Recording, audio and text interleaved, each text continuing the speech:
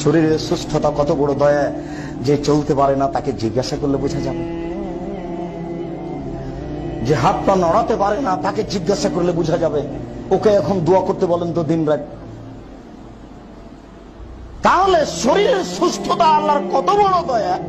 আমি আল্লাহ দিয়েছিলাম যে তুমি এখন একটু জিকির আজকার করো, তাতে তো তুমি দোকানে আড্ডা পিটে টিভি থেকে কাটিয়েছো, এখন বেকায়দায় পড়ে আমাকে কি বলতে চাচ্ছ?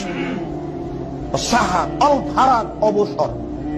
সকাল 10টায় দোকান খুলেছো, ব্যবসাখানা রাত 10টায় বন্ধ করেছো। তো এই যে রাত 10টা থেকে নিয়ে আবার সকাল 10টা পর্যন্ত তুমি অবসর থাকলে, তাহলে কি তুমি সব সময় অশ্লীল কথা নিয়ে বা স্ত্রী নিয়ে আর টিভি নিয়ে বসে থাকবে? এই কি এর ফাঁকে কি তুমি আমার জন্য একটু সময় বের করবে না?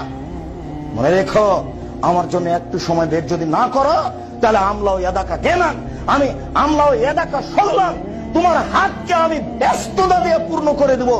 ওলামা শুদ্ধ ফাঁক রাখ, তোমার দারিদ্রতা বন্ধ করবো না। কোটি টাকা হলেও তুমি ভিক্ষু।